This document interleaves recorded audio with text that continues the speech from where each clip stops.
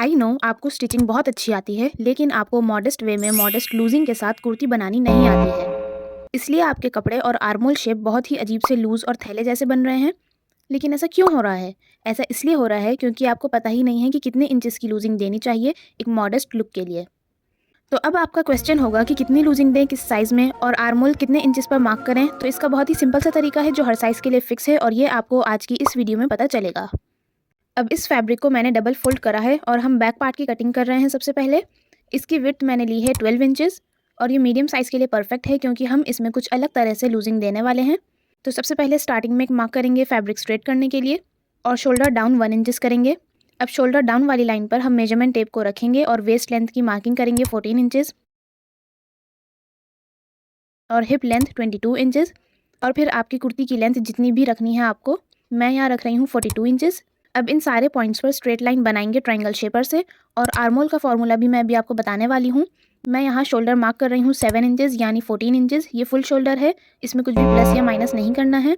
अब shoulder down वाली line पर आपको लेना है chest plus 5 inches divided by 4। तो मेरा मेजरमेंट है 33 inches plus 5 is 38 inches, and 38 inches divided by 4 is 9.5 inches. तो शोल्डर डाउन वाली लाइन पर आपको 9.5 इंचेस मार्क करना है। अब ये 9.5 इंच के मार्क से पहले एक मार्क करना है 0.75 इंच का, और इस 0.75 इंच के मार्क से शोल्डर के मार्क तक का डिस्टेंस आपको मेजर करना है। यहाँ आ रहा है 1.5 इंचेस। अब इस 1.5 इंचेस को हम शोल्डर वाली लाइन पर ऊपर की तरफ निकाल देंगे और आर्मोल का मार्क लगाना है। तो यहाँ मेरा आर्मोल है 16 इंचेस, उसका हाफ यहाँ मैं मार्क करूँगी 8 इंचेस। ये हो गया हमारा आर्मोल निकालने का फॉर्मूला, जो कि सभी साइजेस के लिए फिक्स है।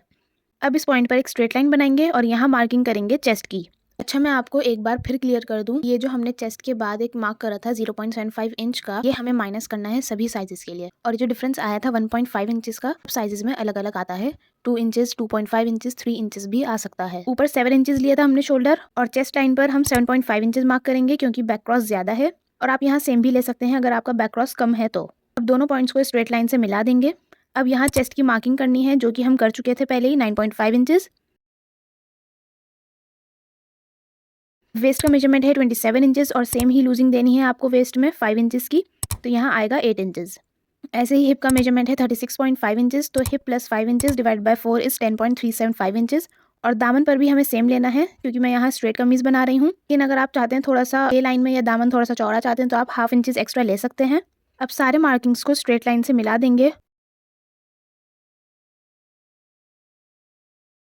और मार्जिन लेंगे साइड में 1.5 इंचेस का, और इसे भी स्ट्रेट लाइन से ज्वाइन कर देंगे।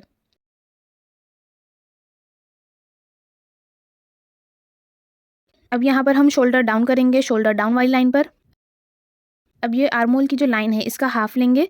हाफ लेने के बाद ये जो सेंटर पॉइंट आया है, इस सेंटर पॉइंट पे हम फ्रंट क्रॉस और बैक क्रॉस की मार्किंग करेंगे। फ्रंट क्रॉस है 12 inches divided by 2 is 6 inches. इसमें हम प्लस करेंगे हाफ इंचेस स्लीव्स ज्वाइंट करने के लिए, तो ये हो जाएगा 6.5 इंचेस। और सेम वे में हमें बैक क्रॉस की भी मार्किंग करनी है। बैक क्रॉस है 13.5 inches divided by 2 is 6.75 inches plus half inches 7.25 inch. Measurement के अकॉर्डिंग यहाँ मुझे 7.25 इंच पे मार्क करना चाहिए था, लेकिन यहाँ पे ये जो लाइन बन रही है मेरी, ये 7.5 इंचेस की है। 0.25 का ही डिफरेंस आ रहा है, जो कि बहुत ही माइनर डिफरेंस है। अब इस शोल्डर के पॉइंट से फ्रंट क्रॉस के पॉइंट को मिलाएंगे, और इस गैप की आपको टेंशन नहीं लेनी है, ये कितना भी आ सकता है, हाफ इंचेस, 1 इंचेस, 2 इंचेस। अब फ्रेंच कर्व से आपको आर्मोल शेप देनी है चेस्ट लाइन और आर्मोल के मिडिल पॉइंट को मिलाते हुए। फ्रेंच कर्व की सिर्फ डायरेक्शन ध्यान में रखनी है आपको। अब जिस वे में हमने बैक आर्मोल बनाया है, सेम वे में हमें फ्रंट आर्मोल भी बनाना है। अब मेजर करेंगे आर्मोल, तो ये एग्जैक्ट आ रहा है 8 इंचेस यानी 16 इंचेस। अगर आपका भी यही मेजरमेंट है तो सेम वे में आप मार्किंग कर सकते हैं, और नहीं तो सेम लूजिंग दीजिए 5 इंचेस की अपने साइज़ में। अच्छा, मैं आपको एक बात ये बता दूं, ये जो मेरी फर्स्ट वीडियो थी पैनल फ्रॉक की, इसमें मैंने आप सबसे प्रॉमिस किया था कि ये वीडियो और आने वाली सारी वीडियोज़ मेरी मॉडर्न ड्रेसेस पर ही होंगी। और उम्मीद करती हूँ मैं कि आपको मेरे ये मॉडर्न डिज़ाइंस पसंद आ रहे होंगे। आई होप आप रिक्रिएट कर पाएँ अपने साइजेस में। अब इस कमीज़ की कटिंग करेंगे, दामन से कटिंग करना स्टार्ट करेंगे। अब शोल्डर डाउन करेंगे और बैक आर्मोल कट करेंगे। बैक पार्ट कटिंग करने के बाद फ्रंट पार्ट की हम कटिंग करेंगे, और फ्रंट में हम बॉर्डर यूज़ करने वाले हैं। तो आज आप ये भी सीख जाएंगे कि फ्रंट में हमें जब बॉर्डर लगाना होता है तो कैसे उस सूट की कटिंग करते हैं। इस वीडियो में मैंने ज़्यादा कट्स नहीं दिए हैं, पूरा प्रोसेस आपको शो किया है ताकि आप क्लियरली समझ पाएँ किस तरीके से हम कमीज़ की कटिंग कर रहे हैं। ये है वो बॉर्डर जो हम लगाएंगे, और ये है 18.5 इंचेस का, और स्टिच होने के बाद ये 16 इंचेस ही रह जाएगा। अब सबसे पहले फ्रंट पार्ट को डबल फोल्ड करके सेट करेंगे आयरन से। अब फ्रंट के ऊपर हम बैक पार्ट रखकर हिप लेंथ तक मार्क कर लेंगे और सेम ही मार्किंग करनी है हमें जो हमने मार्किंग बैक पार्ट में करी थी। सेम पॉइंट्स पर मार्क करने के बाद स्ट्रेट लाइन बनाएंगे ट्रायंगल शेपर की हेल्प से और उन सारी लाइंस पर सेम मेजरमेंट हमें मार्क करना है जो हमने बैक पार्ट पर करा था, यानी कि 7 इंचेस शोल्डर के लिए, 9.5 inches chest, 8 inches waist, 10.375 inches hip.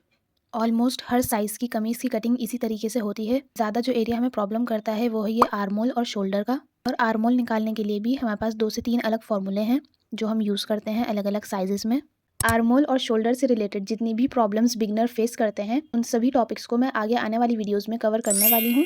Main आपका बेसिक क्लियर होना चाहिए, बेसिक टर्म्स पता होनी चाहिए, बेसिक स्टिचेस पता होने चाहिए और फिनिशिंग के पॉइंट्स आपको पता होने चाहिए स्टिचिंग करते टाइम, कटिंग करते टाइम।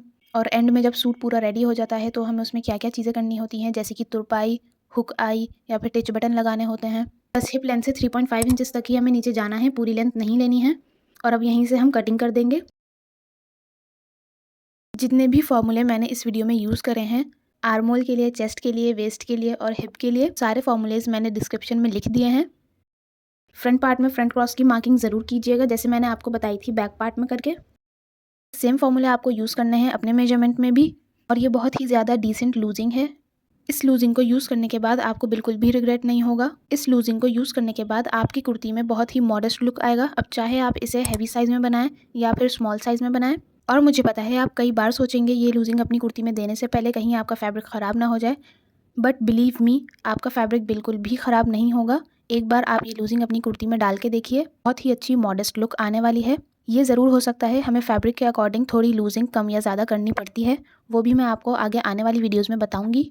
जैसे कि अगर आपका रेयॉन या कॉटन का फैब्रिक है या कोई ऐसा फैब्रिक है जिसमें बहुत ज़्यादा लचक है तो उसमें हम लूजिंग थोड़ी कम कर देते हैं। और वहीं अगर आपका ब्रोकेट का फैब्रिक है तो वहाँ हमें लूजिंग और भी ज़्यादा थोड़ी देनी पड़ जाती है। तो ये डिपेंड करता है हमारा फैब्रिक टू फैब्रिक और मैं हर टाइप के फैब्रिक पर किस तरीके से हम कटिंग करते हैं, कितनी लूजिंग के साथ, ये सब मैं आपके साथ शेयर करूँगी जल्द ही।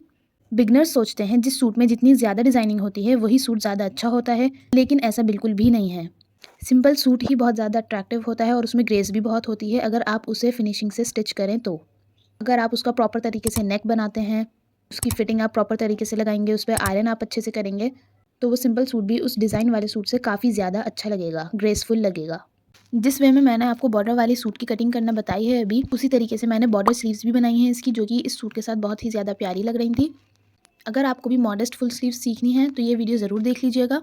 और अब हम मिलते हैं नेक्स्ट पार्ट में इस कुर्ती की स्टिचिंग के साथ, वो भी स्टेप बाय स्टेप और डिटेल में एंड विथ फिनिशिंग टिप्स।